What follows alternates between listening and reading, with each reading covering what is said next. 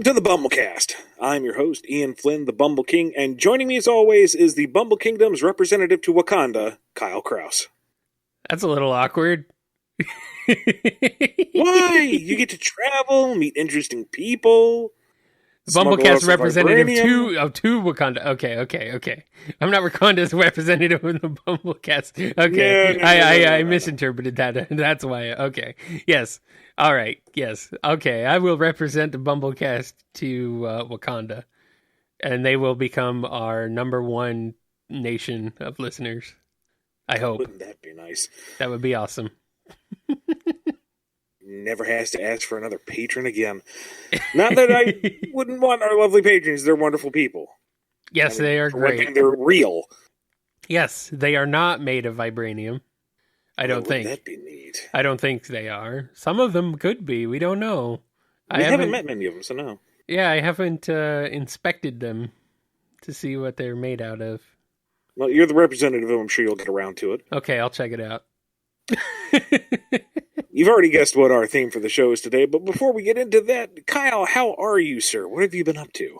Oh, I am, super tired. I haven't been up to a whole heck of a lot, but that's really it, I guess. Nitro Game Injection's 300th episode is happening this coming Saturday, so you want to be there for that. That's at 7 p.m. Eastern Time, so you'll want to be there for that. I'm planning on doing some really cool stuff, some giveaways, and, just having a lot of fun. So you'll want to be there. Absolutely. I keep missing KNGI, and I feel bad about it. Oh. But I've got to be there for number 300. Come on. Okay. You be there. If you're listening to this, you got to be there. We all got to show Kyle lots of love and support because, come on, it's the 300th episode. That's huge. Okay. You be there. Everyone will be there. You better be there. Or I'll hunt you down and do nothing. I'll just say hi.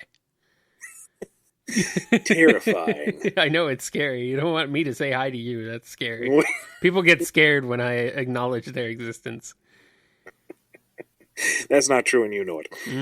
I don't know. I haven't asked anybody. So what have you been up to, Ian? What's going on in your world? What news do you have to bring us? Well, that's the thing. When this episode airs, there's going to be a new project announcement. But I don't know when it's going to be announced, so I don't want to say it here on the show because I might preempt the official announcement, and that would be bad. So if you're listening to this early in the morning, check out bumbleking.com later on in the day, and you'll see what I'm working on, and it'll be cool. If you're listening into the afternoon, you'll know what I'm already talking about, hopefully, and it's really exciting, and it will be awesome. And I probably shouldn't say any more until now because I don't know when this is going to coincide with everything. All right, so you heard it here first. Ian's working on...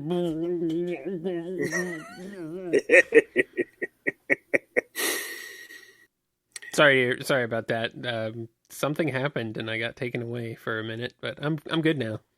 It's the Wakandan spies. They work well. They work quickly. Also, excited to announce that we have reached the next benchmark over on the Patreon. So, patrons, you get to hang out with us for a whole hour on Discord. Yeah, we're gonna do some fun. We're gonna do a hangout. We're just gonna hang out and shoot the stuff on Discord. A patron exclusive episode of the BumbleKast. We're going to hold that next Sunday at 3:30 p.m. Eastern Standard Time. Can't convert that in my head to any other hours. Use Google. It's wonderful. And we'll have details on how you can get into the Discord chat on the Patreon itself. Indeed. So mark your calendars. After you enjoy NGI number 300, you get to come hang out with us on Sunday afternoon. Indeed. All right. And with that, are we ready to get into some BumbleRaffle goodness? I think so. In case you don't know or haven't heard at this point, the BumbleRaffle is a contest we have every single episode where some random listener wins a prize. Now, if you're a patron over at patreon.com/BumbleKast, you are automatically entered into every raffle. Otherwise, you can write into @BumbleKast@yahoo.com, and you're entered into each episode that you write in for. Everyone has the same chances, it's just the patrons get automatically entered. So this episode's winner is... Mike D. Congratulations, Mike. We will get in touch with you as soon as we can and tell you what you won and how to get it. Awesome. All right. Now it's time, I think, we get to our main topic of discussion for this episode, which we've probably made pretty clear what it is by now, but...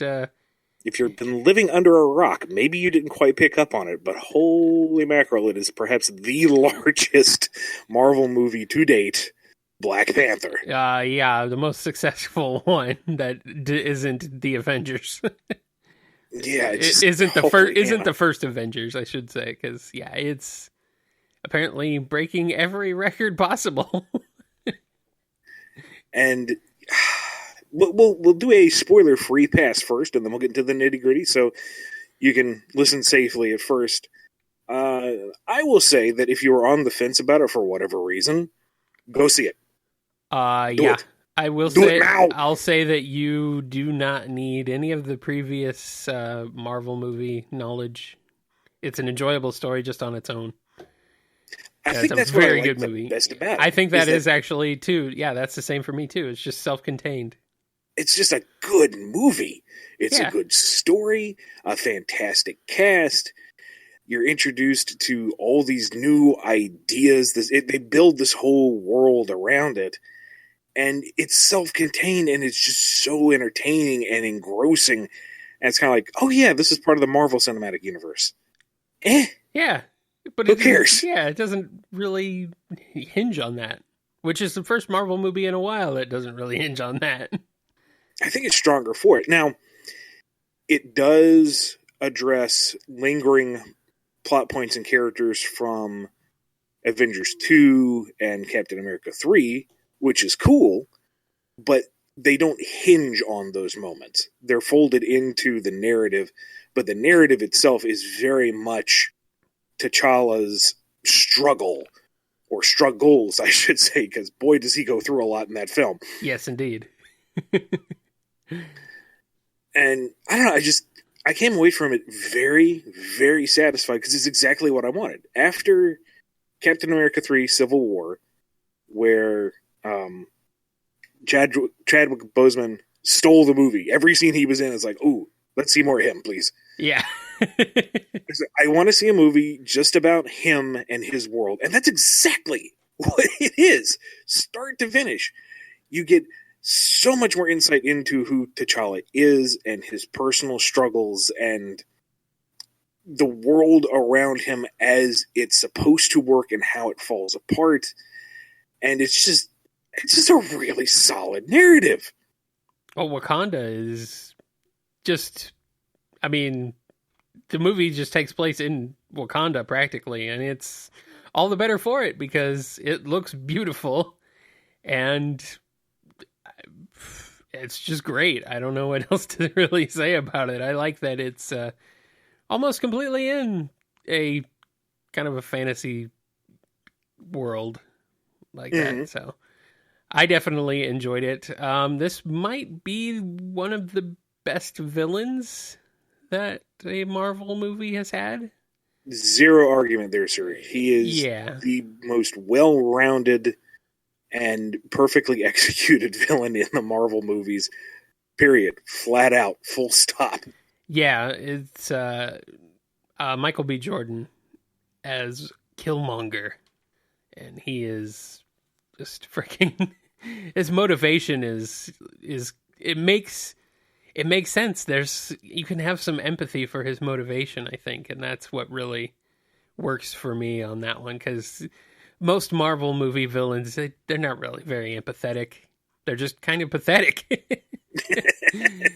But I think on this one, it's like, well, that actually, your motivation makes sense, and it comes from a place of altruism, but his methods are very not good. So right, he has become the monster he fights against. Exactly. You can sympathize with where he's coming from, but he's still a terrible person when you get down to it. Right. Yes, you understand why he's doing it, but that doesn't make it right, and it's so satisfying. Exactly. Yeah. It's just that's great to finally have a good villain in a Marvel movie, because that's something that's really been sorely lacking for most of them. I did like Hela in Thor 3, but that's just because she was ridiculously awesome. She was just such a presence, but her motivation was just be evil. That was it. So you could argue that she was spurned. She did everything she was told to and was punished for it, but it did not have the same depth. No. That's, yeah. If I have one critique, I feel like the CGI was rushed. I was kind of taken out of it a little bit by the giant rhinos. The giant rhinos looked pretty rough to me. Everything else I was okay with. It didn't really bother me too much, but the giant rhinos just didn't look too great. I feel like a lot of the heavier action sequences looked more like a really nice video game cutscene and a little less refined compared to some of the other Marvel cinematics. Yeah. But at the same time, they were, definitely had to get it out by this holiday weekend to maximize profits. And it's not like it's bad. Right. Like, there's no moment where you're going, oh, that's really rough. It's definitely high end, but it almost feels like it's a step under some of the others, and that's a little disappointing because the rest of the movie is so good. And when the CGI is up to snuff, it's absolutely breathtaking. It's stunning. It's perfect. Mm-hmm. So that is my minor quibble on the movie. Absolutely not a deal breaker. I mean, this is one of those movies that we're seeing on the big screen just for the spectacle. Right. I mean, some of the establishing shots of the various locales in Wakanda are just like, whoa. And you don't get that if you're watching it on a TV, unless you've got like one of those monster TVs that I see people have. And it's like, if I had that kind of money, I wouldn't be spending it on a TV, bro. I like having a big TV. It's fun. Sure. I'm not jealous. That's not jealousy coming through on my end. Now, going in, I didn't know diddly about Black Panther, which is pretty much how I was with most of the Marvel characters going in. Yeah, I really didn't know much about him either, aside from what was in Civil War. And I read this article that was kind of a brief overview of what his stories generally are and why he's cool. And something I didn't know about was the amount of political intrigue within Wakanda, the different tribes, and not just him being a dude in a suit fighting bad guys, but trying to keep this very shaky balance between all these different factions. And I was wondering, how are they going to do it in the film? How are they going to make a superhero movie where the guy is a king and balancing the political weights? And I think they really pulled it off. Oh, yeah, definitely. I mean, it's in broad strokes, but that's because it's like 2.5 hours. You can't get too in-depth. Right. But what is there is elegant, and it's clear, and it feels natural with all the players.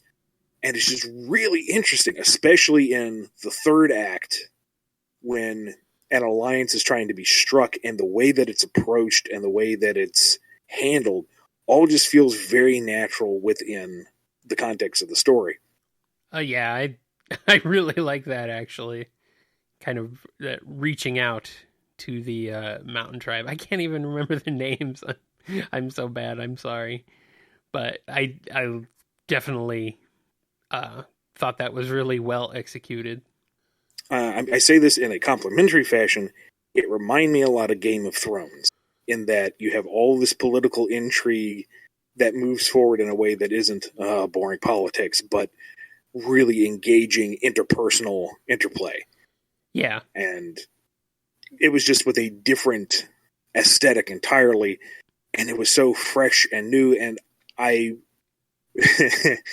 given the reaction from other folks in the audience, I could tell that I was not receiving it on a cultural level as deeply as some other folks, and that's perfectly fine, because it's not my culture. It's not my background.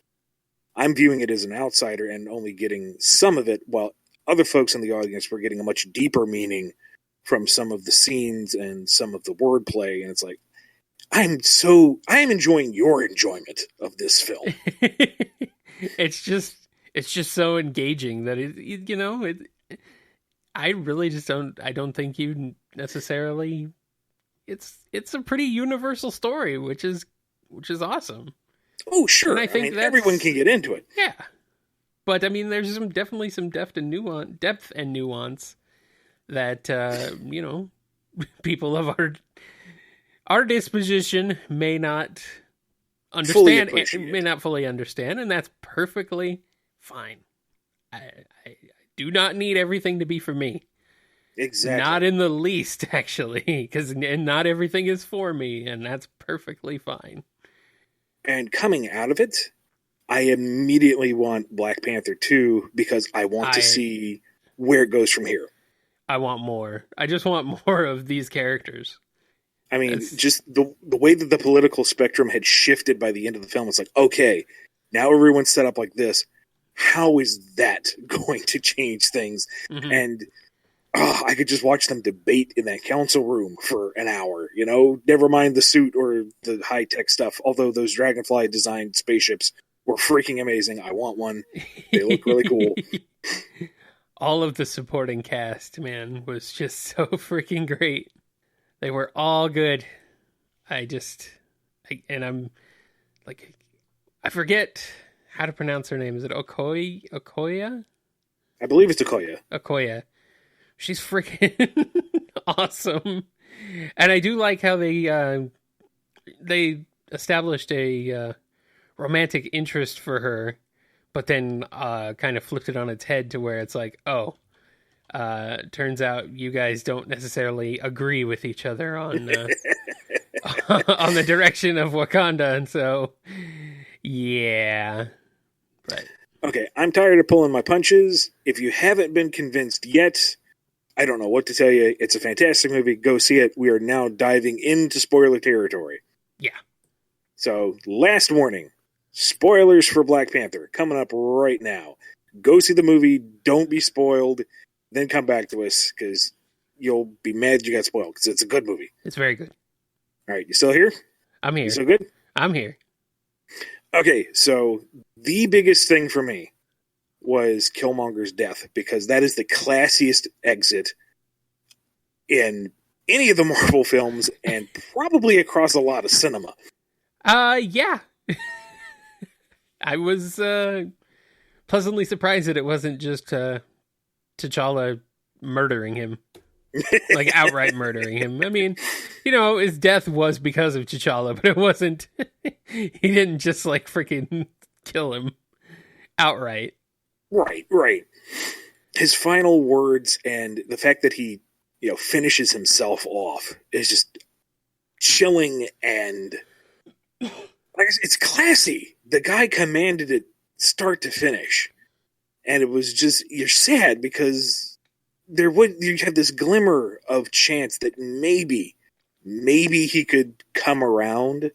T'Challa is obviously offering him a chance to maybe make things right, have a bad circumstance. It's like, no, I've gone this far, I'm seeing it through. And it's like, no, I want you to stay for the sequel. I want you to be in every movie ever. Yeah.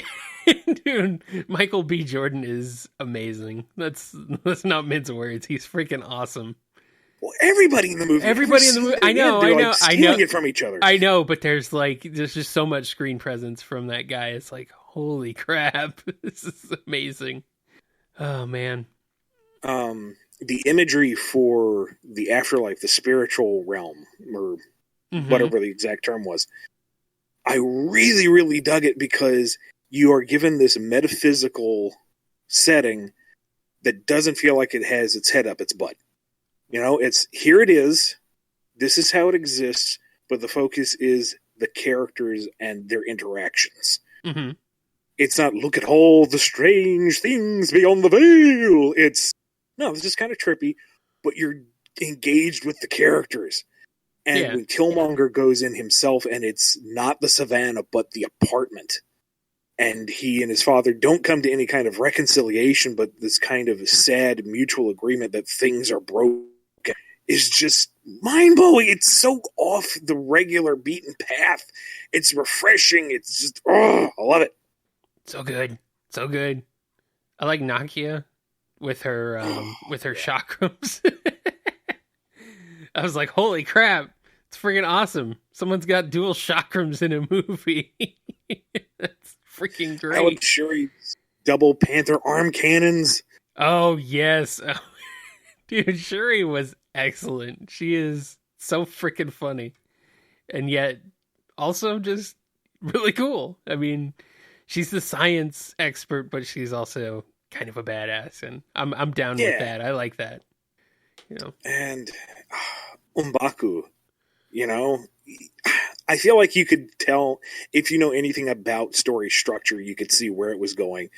He does the initial challenge. He is spared. There's the whole life for a life thing, the begrudging respect. He's not going to help. Oh, wait, he is there to help at the very end. And that's kind of a beat for beat sort of thing, but it was satisfying because it was built well. And his actor sold every moment. The whole bit where he's threatening Everett. You know, if you speak again, I will feed you to my children. I'm kidding, we're vegetarians. And you're not sure which part of that is the joke. That's also one of the things. It's like, wait a minute, which part of that is a joke? I'm not sure. Are you actually vegetarians? Or are you going to eat him? Every character in there is so charming. I mean, Andy Serkis playing Claw. Yeah, you could tell he was having fun. He was there for the freaking walls. He was just being Andy Serkis. That's just how he is. And it's nice to actually be able to see Andy Serkis's face. That's a rarity. He gets to act, and he's not completely mocap. Exactly. Yeah, Winston Duke. Sorry, that's M'Baku's actor, and man, again, every time somebody speaks, they're more or less owning the scene they're in. There's nobody that's just kind of like, okay, they were good and they built towards a greater scene. It was like everybody was just captivating, start to finish. Yeah. I can't really like pick out a specific one person who I'm like was like carrying the movie over everyone else. Everyone just worked. It all came together. They like coalesced as a cast perfectly. So I'm right with you. I definitely want like a sequel to this. I just want more Black Panther movies. Just give me more of those. Angela Bassett, who played the Queen Mother. Uh-huh. I really, really dug how she had the regal presence, the kind of sagely mother role. But when things were falling apart, you know, she just watched her son get murdered. She's able to openly emote the heartache, the horror of it, while at the same time maintaining that dignified air that I feel like with other actresses, with other movies out there, they would try to play it too far one way or the other, like totally stoic, but you can tell that they're pained, or completely falling apart and, oh no, they've lost all their composure.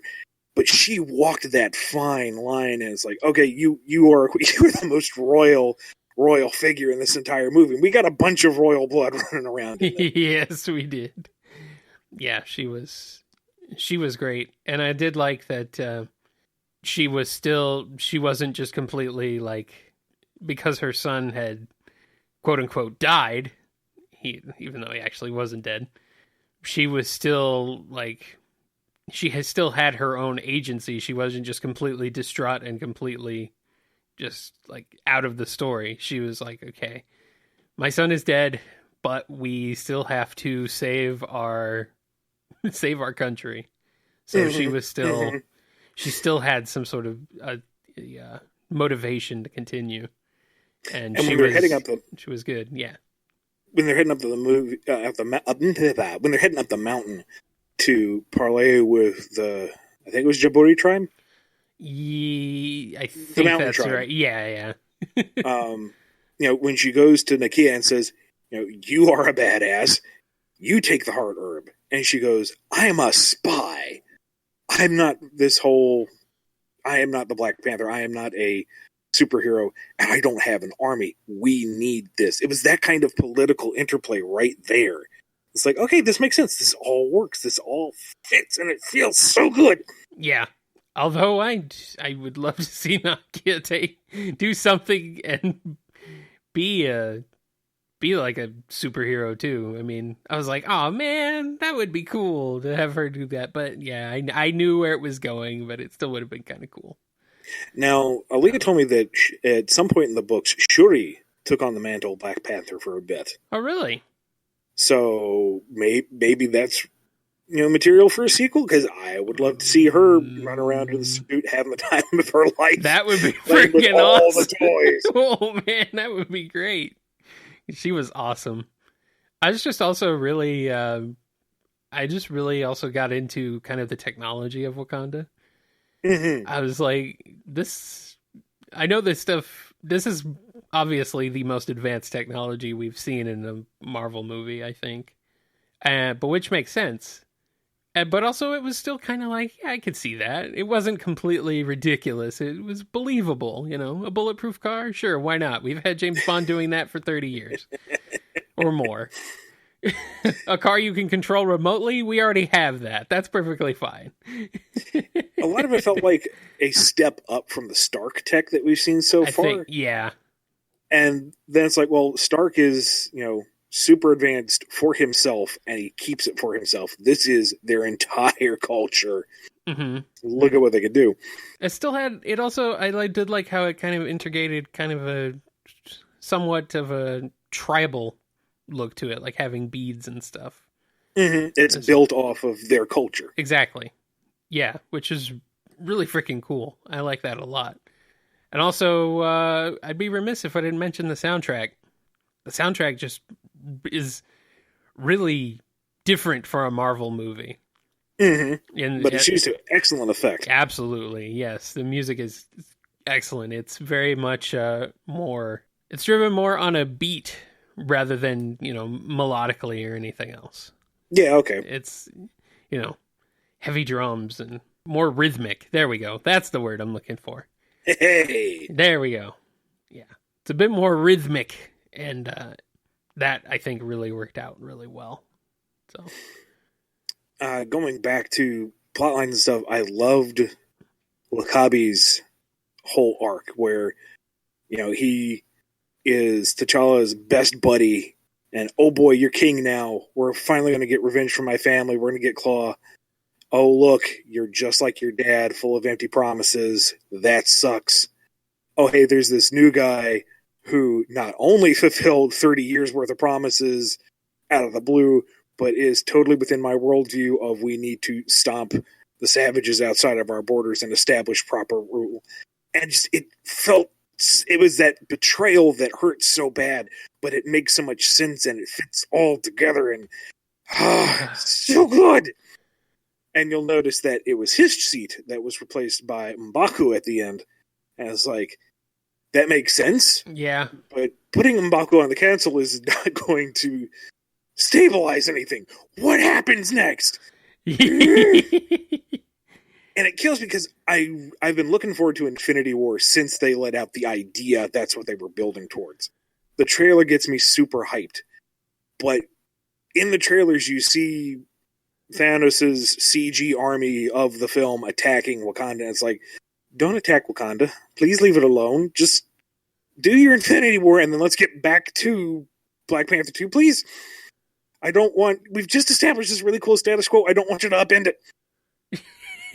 It wouldn't be the Marvel Cinematic Universe if they didn't upend the status quo like every 2 movies or so. I know. Why did they have to cancel all of Black Panther's comics before the movie even came out? Let's not talk about that, because that's like, that's a different story. Oh, Marvel. Anyway. Aren't any closing thoughts? Because we could probably just geek out about this movie for another 3 hours. I think we could. The only closing thought I have is, I mean, go see it. If you have any even vague interest in it, it's something you need to watch. Like, every element of it just comes together like perfectly.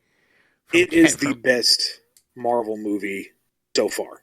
I would agree with that. I need to rewatch some of the earlier ones, but I'm like 99% sure you're right. I mean, I love Winter Soldier. I love Civil War. They're great films, but I think this is just the best one. It's a standalone story. It has a pitch perfect cast. It has an excellent soundtrack that's completely different from all the Marvel movies, first of all, and maybe any movie practically that I am aware of. Yeah, just go see it. I know we have positive views of a lot of the movies we watch, but I mean, come on, this is a far cry from being on the level of Batman v Superman. So go see it. All right. Is it time we do some Q&A? I think so. All righty. Yes. Now, we're going to do our priority Q&A first. That's folks over at patreon.com/BumbleKast that have paid a pretty penny to get to the head of the line. If you want to ask us anything, head over to @BumbleKast@yahoo.com, in the comment sections of the YouTube videos, on Twitter @BumbleKast, or with the hashtag BumbleKast to me or Kyle's Twitter accounts. And if you're a patron, comment in the comment section on the Patreon page. There are just so many ways to ask us questions. I know, it's too many, but I'm trying. Doing my best. So I had a question here from ScruffyMatt that kind of slipped through the cracks. He asked this one a while ago, and unfortunately I completely overlooked it. Whoops. Yeah, my bad. Well, now it's going to the head of the line of the head of the line. Yeah, it's the first one right now. So it's a really long question. There's a lot of setup on it, but I'm just going to read the end. So here we go. He says, so this brings me to my question. Where in the name of that damn fourth Chaos Emerald was Shadow during those 6 months? He's talking about the story prior to Sonic Forces. His absence seems like a giant plot hole to me. Do you have any theories or secret info from Sega you can share with us about this? No secret info from Sega. If I did have secret info from Sega, I certainly wouldn't be able to share it. It would be a secret. Job. It would be a secret. I guess you could argue that it's a very big world out there, and that Shadow was fighting on another side of it. I mean, if Eggman managed to conquer the entire planet in 6 months because the Phantom Ruby was just churning out that many robots for him, it seems reasonable that Shadow would be hard-pressed, even for himself, to make a dent in that kind of enemy force. The story of Forces seems to imply that there isn't really a turnaround until about the time the Rookie joins, and then things start to fall in their favor. They get Sonic back, and then once Sonic is in the mix, it's how it goes. Sonic beats Eggman. It's almost formulaic.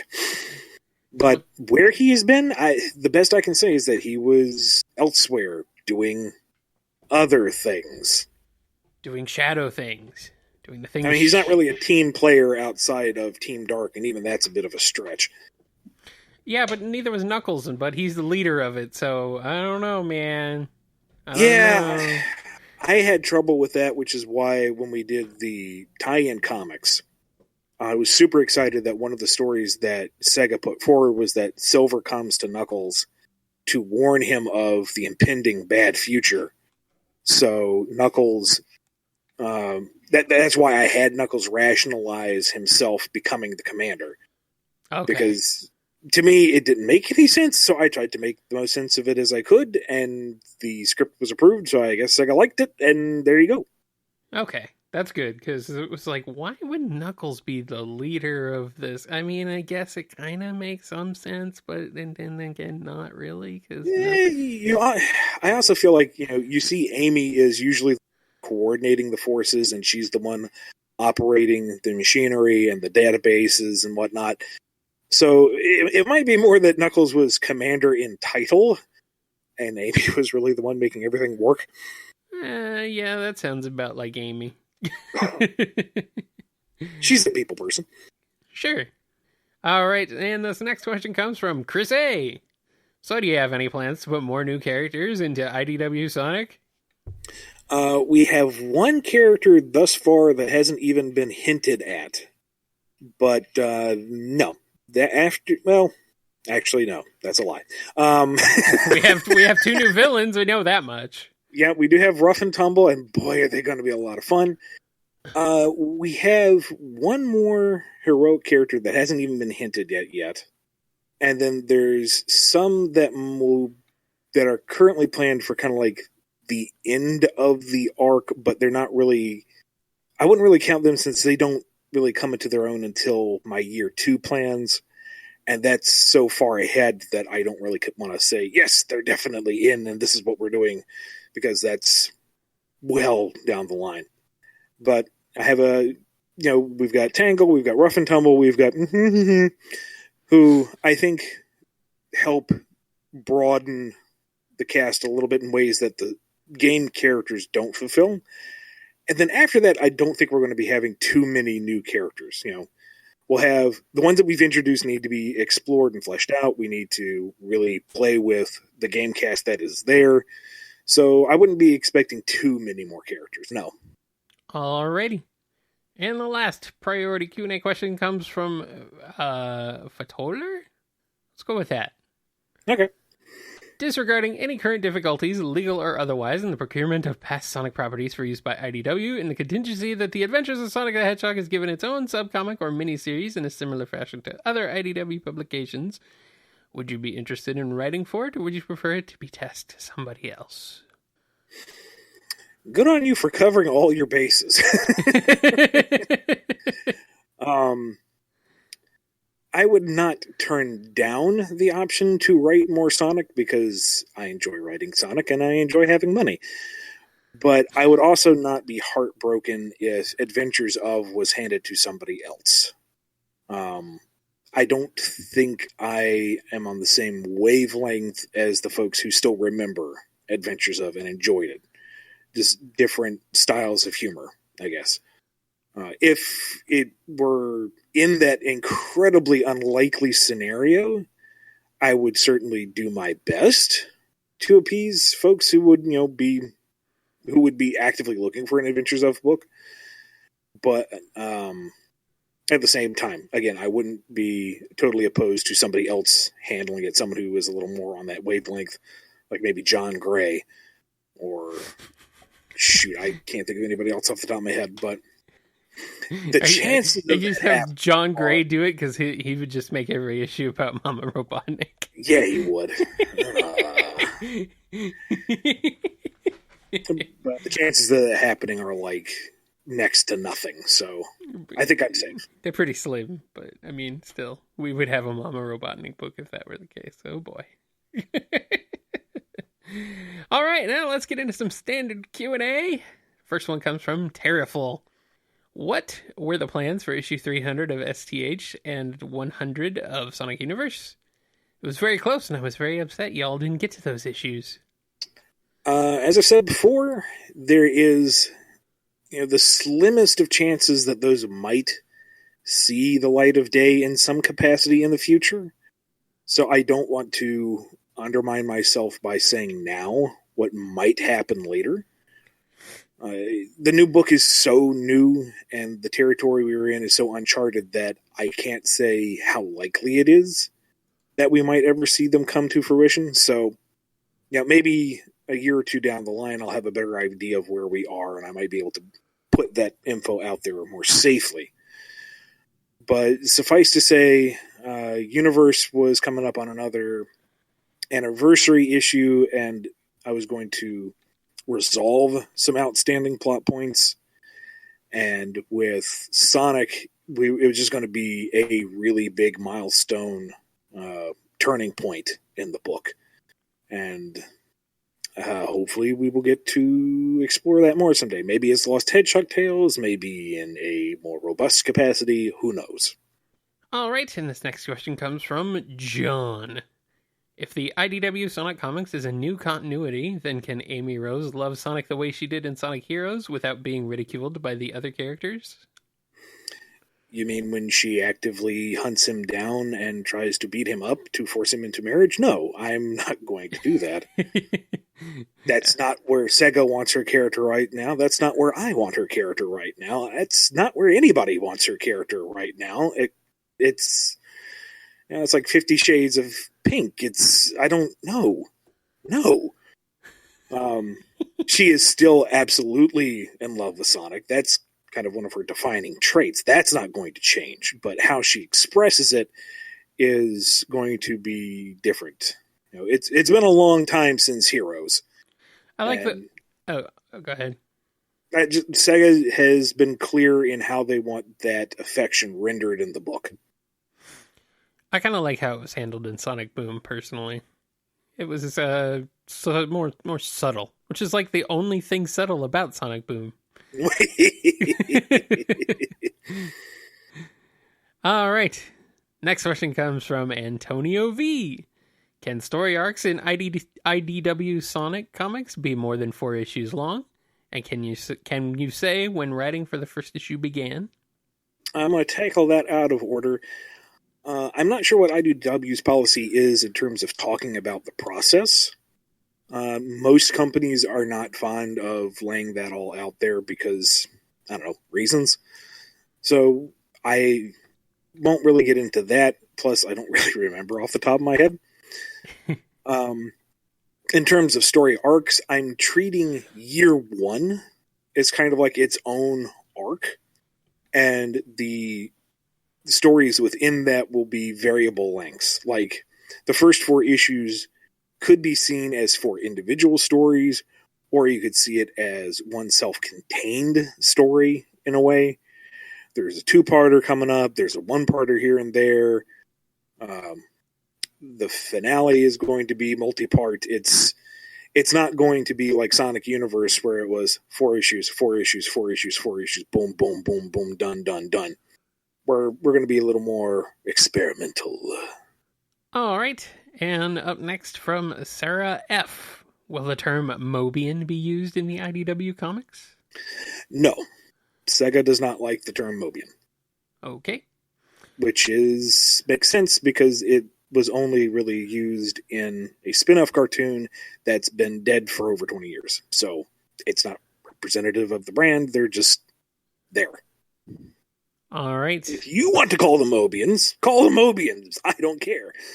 But there is no Mobius. There are no Mobians, no Mobiums, no Mobinis, no mobile devices. Wait, no. Why can't there be any Mobinis? That was a silly term when you say it out loud. Okay. No mobiles, no Sonic mobiles, no Tails mobiles. Only Eggmobiles. Only Eggmobiles. Okay.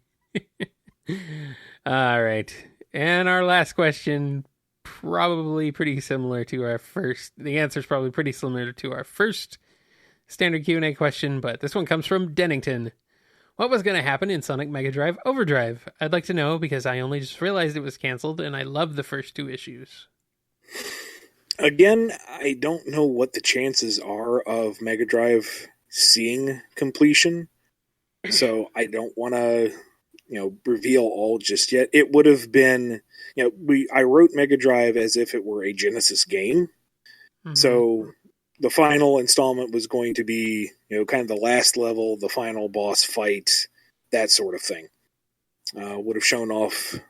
Never mind. Don't want to spoil too much, but it was going to be the finale. It was going to be the ending. Everything's culmination. Actually, seeing the Mega Drive itself, not the game system, but Eggman's device. Would there have been scraps of brain matter splattered around? No. Would there have been like eggs that kill things? No. Oh. No bases launching, no zones that are final. No. No panicking puppets. No madness that is metallic. None of that. Okay. Well, then what would it be?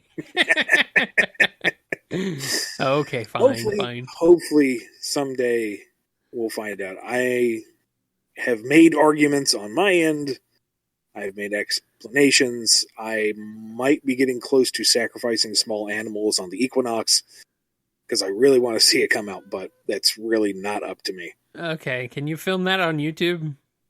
I don't know if that impacts the magic or not, but maybe. Sacrificing small animals? I'm sure that's not against YouTube's terms of service. Oh, dark guy, accept this Mobini. Let me just get it out of the moto bug. Hold on a second.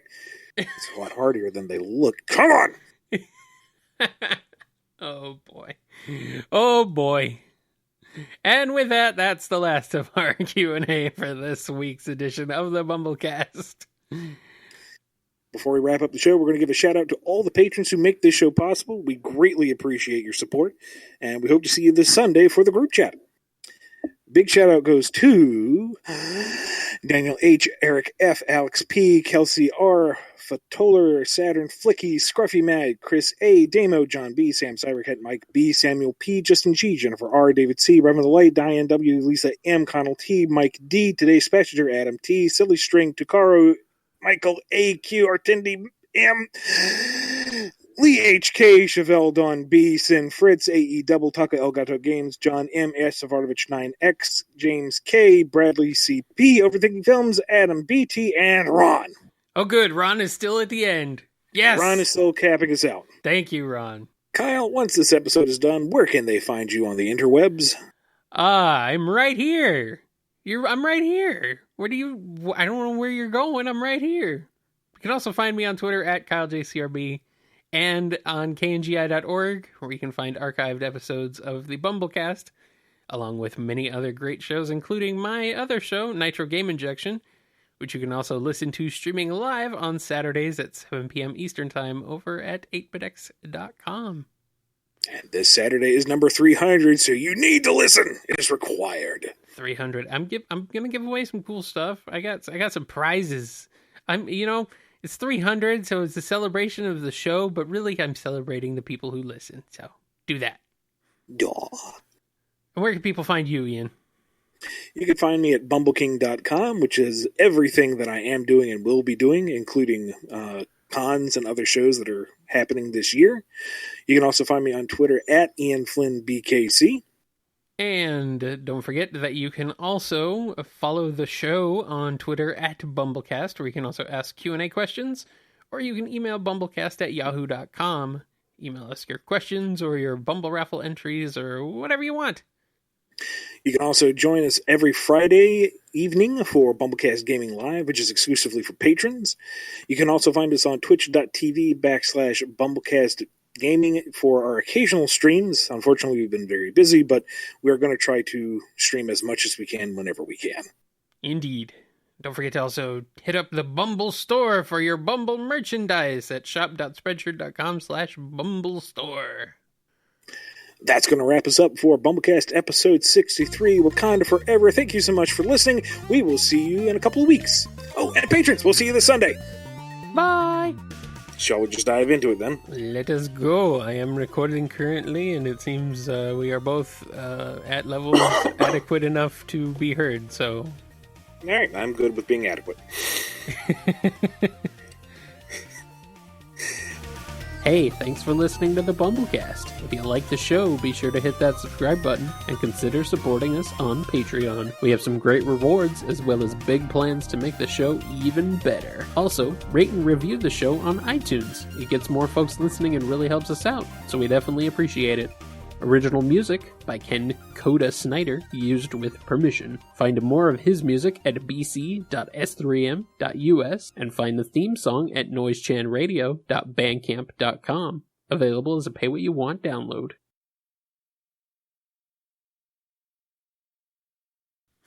I don't think I can do that in one breath. That's... Well, we just need more patrons, so that way you can increase your chances.